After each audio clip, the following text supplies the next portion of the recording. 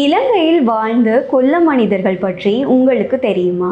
இலங்கையின் தென்கிழக்கே அமைந்துள்ள குமண தேசிய பூங்காவிற்குள் இருக்கும் மகாலேனம எனும் அடர்ந்த வனப்பகுதி இன்று வரை தீர்க்கப்படாத பல மர்மங்களை உள்ளடக்கிய ஒரு இடமாகும். சுமார் 350 ஆண்டுகளுக்கு முன்பு இப்பகுதியில் நிட்டாவோ எனப்படும் விசித்திரமான குள்ளமான மனித இனம் வாழ்ந்ததாக வேடுவர் இன நாட்டுப்புற கதைகள் கூறுகின்றன. இந்த உயிரினங்கள் 3 முதல் 4 அடி உயரமும் உடல் முழுவதும் அடர்ந்த ரோமங்களும் கொண்ட குள்ளமான மனித உருவங்கள் என்று விவரிக்கப்படுகின்றன.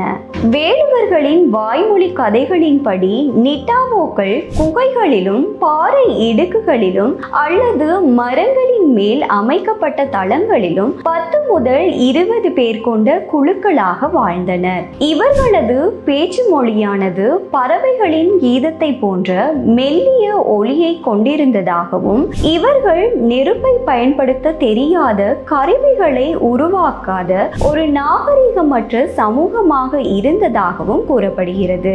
குறிப்பாக இவர்களது கைகளில் இருந்த நீண்ட நகங்கள் வேட்டையாடுவதற்கும் தற்காப்பிற்கும் உதவியதாக வேடுவர்கள் நம்புகின்றனர். நிட்டாவோக்களின் மறைவு என்பது ஒரு சோகமான மற்றும் வன்முறை நிறைந்த வரலாற்றை கொண்டுள்ளது.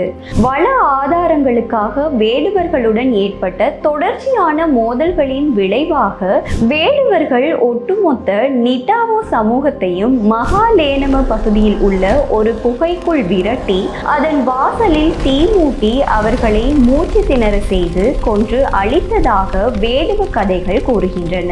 அறிவியல் ரீதியாக இவர்களை அணுகும் ஆராய்ச்சியாளர்கள் இவர்கள் இந்தோனேசியாவில் கண்டறியப்பட்ட ஹோமோ ஃப்ளோரசினஸ் போன்ற ஒரு தனித்துவமான மனித இனமாக இருந்திருக்கலாம் அல்லது வேடுவர் சமூகத்திற்குள் ஏற்பட்ட மரபணு குறைபாடுகளுடன் பிறந்த சாபத்துக்குரிய குழந்தைகளாக இருந்திருக்கலாம் என பல்வேறு கோட்பாடுகளை முன்வைக்கின்றனர். 1963 கேப்டன் ரம்புக்வெல்ல என்பவர் மகாலேனமவில் கண்டறியப்பட்ட விசித்திரமான பாறை அமைப்பானது இந்த மர்ம மனிதர்களின் வழிபாட்டு சடங்குகளுக்காக பயன்படுத்தப்பட்ட ஒரே ஒரு சான்றாக இன்று வரை எஞ்சியுள்ளது.